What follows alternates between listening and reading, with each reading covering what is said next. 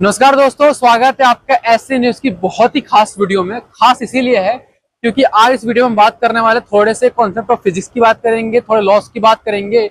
उससे पहले कि जो साइंस है वो ट्राई कर रही है कि मल्टीवर्स के कॉन्सेप्ट को क्लियर करने के लिए कि भाई एक ब्रह्मांड के अलावा कितने और ब्रह्मांड एग्जिस्ट करते हैं, क्या उनके पीछे का एक्जिस्टेंस है, क्या उसके पीछे की स्टोरी है।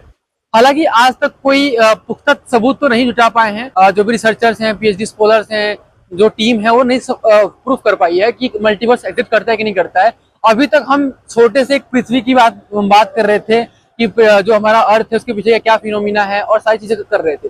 लेकिन आज संत रामपाल जी महाराज जी के आश्रम में एक इतना इंटरेस्टिंग बैनर देखने को मिला, इसमें लिखा हुआ है कि संत रामपाल जी महाराज द्वारा बताया गया सर्व ब्रह्मांडों का रहस्य।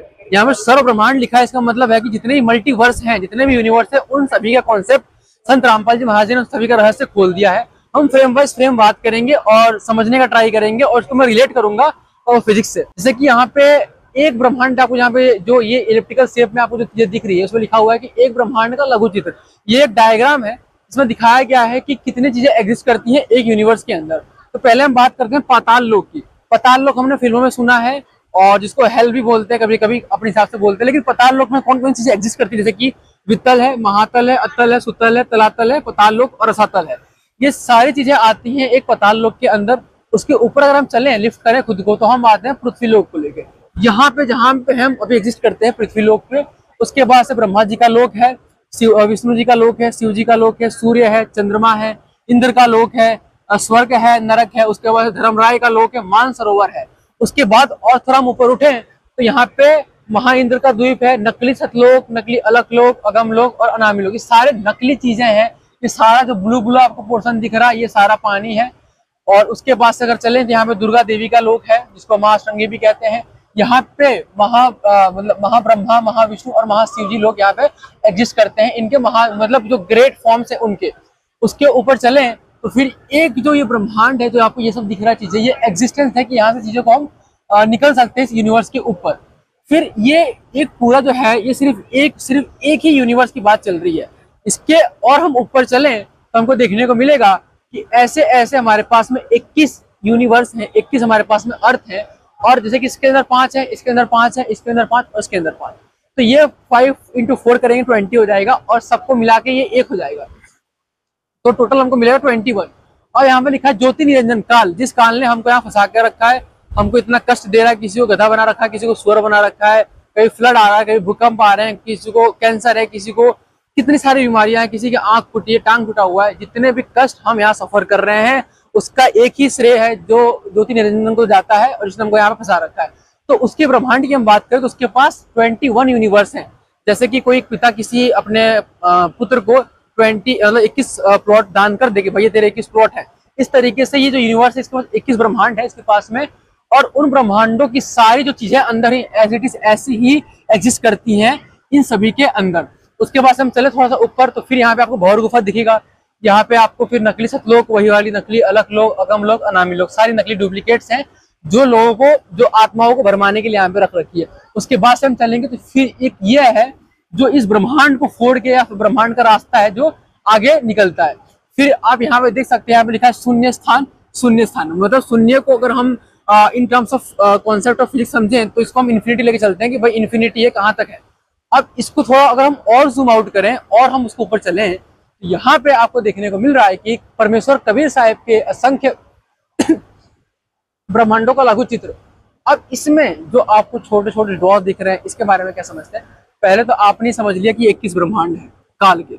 उसके बाद अगर इस ये शून्य स्पेस यानी इन्फिनिटी जो प्लेस है इसके बाहर आप निकलोगे तो इसमें परब्रह्म का लोक है। परब्रह्म जो शक्ति है वो काल से भी थोड़ी सी एक अप लेवल की एक शक्ति होती है। इसके पास यहाँ पे 7 संख ब्रह्मांड है और उसकी लिमिट यहाँ पे दे दी गई है कि कितना इसका एरिया है। ठीक है, इसके पास 7 संख के यूनिवर्स हैं और एक रास्ता यहाँ से इस यूनिवर्स से निकलने का है। छोटा सा आपको यहाँ पे दिख रहा है, हालांकि ये बहुत बड़ा है बट डायग्राम में समझाने के लिए छोटा सा है। दूसरी चीज, उसके बाद यहाँ से शुरू होता है कबीर साहब, कबीर का सतलोक का परम स्थान। इसके बाद इस रेड बाउंड्री के बाद से जो स्पेस शुरू होता है जिसको हम बोलते हैं इन्फिनिटी स्पेस या फिर इन्फिनिटी यूनिवर्स बोलते हैं। ये सारे जितने भी आपको डॉट दिख रही है सारे यूनिवर्स हैं, सारा स्पेस है, सारा मल्टीवर्स का कॉन्सेप्ट यहाँ पे लग रहा है। इन सभी के अपनी अपनी डायमेंशंस है, अपने अपने लॉज हैं, अपने अपने नियम है, जिसको अगर हम फिजिक्स की लैंग्वेज में समझे, सबके अपने अपने लॉज हैं, अपने अपने नियम हैं, अपने अपने तौर तरीके हैं। और उस सारा जितना भी आपको दिख रहा है, इंक्लूडिंग 21 ब्रह्मांड काल का, 7 संघ ब्रह्मांड और इसके परब्रह्म के, ये सारा ही जो इसके ओनर हैं वो one and only Kabir Sahib ji हैं। और ये रियलिटी है। ये रियलिटी इसलिए है क्योंकि इसको हमारे होली स्क्रिप्चर्स, हमारे जो टेक्स्ट हैं, जो लिटरेचर हैं, उसको प्रूफ करती हैं कि ये वास्तविक में एक रियलिटी है। अब जैसा आपको मैंने शुरू में कहा था कि तो थोड़ी हम फिजिक्स की बात करने वाले हैं। नासा के साइंटिस्ट, इसरो के साइंटिस्ट और भी जितने भी स्कॉलर्स हैं, एस्ट्रोनॉमर्स हैं, एस्ट्रोलॉजिस्ट हैं, तो सारे क्या कर रहे हैं, यूनिवर्स को समझने का ट्राई कर रहे हैं। बट उनकी गलती यहाँ पे ये हो रही है कि वो स्पिरिचुअलिटी को दूर रख के और साइंस को ही एक सुप्रीम चीज मान के उसको फॉलो कर रहे हैं। बट याद रखिए कि साइंस की भी लिमिट है, हर चीज की भी लिमिट है। आपने स्पीड ऑफ लाइट पढ़ी है, तो लाइट की स्पीड भी एक नियम है कि 3 लाख किलोमीटर पर सेकेंड, उससे स्पीड नहीं जा सकती। और हम ये मान के चलते हैं कि जो स्पीड ऑफ लाइट है वो यूनिवर्स की कांस्टेंट स्पीड है, उससे आगे कोई स्पीड नहीं बढ़ती है। बट अगर हम बात करें स्पिरिचुअलिटी में, आध्यात्म मार्ग में, तो उससे भी और भी तेज और भी गति से चीजें मूव करती हैं, चेंज होती हैं। और ये जो सारी चीजें हैं ये आपको सिर्फ और सिर्फ अध्यात्म में ही समझ में आएगी। तो उन सभी साइंटिस्टों से जो इसरो में हैं, जो नासा में हैं, जो अपनी थीसिस पढ़ रहे हैं, जो पीएचडी कर रहे हैं, जो रिसर्च कर रहे हैं, अपनी पूरी लाइफ उन्होंने साइंस और फिजिक्स में डिवोट कर दी है इस पूरे यूनिवर्स को समझने के लिए। उनसे मैं रिक्वेस्ट करूंगा कि एक बार इस अप्रोच को आप समझें। संत रामपाल जी महाराज जी ने जिस सिंपल तरीके से इस पूरे यूनिवर्स को, पूरे ब्रह्मांड को, मल्टीवर्स के कॉन्सेप्ट को समझा दिया है, उतना इजी तरीके से कोई एक्सप्लेन आपको नहीं कर सकता विद प्रूफ। तो मैं आपसे रिक्वेस्ट करूंगा कि अपनी स्टडीज को एक बार साइड में रखें और एक बार अपनी रिसर्च को करें और उसको आप रिलेट करें स्पिरिचुअलिटी से। जब आप दोनों को मर्ज कर देंगे तब आपको सारी चीजें क्लियर हो जाएंगी कि भाई एक्चुअल में है क्या मल्टीवर्स का कॉन्सेप्ट। क्योंकि याद रखें, साइंस जहां खत्म होती है वहां से स्पिरिचुअलिटी बिगेन्स होती है, वहां से शुरू होती है। और जो अगर मैं आपको समझाऊं कि जो एक जो फटाके होता है, जो एक बम थोड़ा सा फूटता है और उसके सामने अगर एटम बम फटे तो दोनों का कंपैरिजन बहुत बड़ा वास्ट हो सकता है।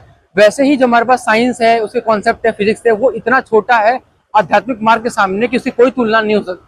ठीक है, लेकिन आज हम समझदार हैं, पढ़े लिखे हैं, तो ये सारी जो चीजें भगवान ने हमको पढ़ने के लिए दी है, ये कहीं ना कहीं हमारे लिए बेनिफिशियल है कि हम चीजों को पढ़ के, समझ के, और इन सभी चीजों को हम समझ पा रहे हैं, उससे रिलेट कर पा रहे हैं स्पिरिचुअलिटी को। तो ये थी मेरी खास आपसे रिक्वेस्ट कि जो कॉन्सेप्ट ऑफ मल्टीवर्स है उसको आप समझें और इस तरीके से ये आपको समझ में आएगा। क्योंकि भगवान की कोई लिमिट नहीं है, उसकी कोई दायरा नहीं है, लेकिन इंसान की लिमिट। तो दोस्तों, आई होप कि ये वीडियो आपको समझ में आई होगी।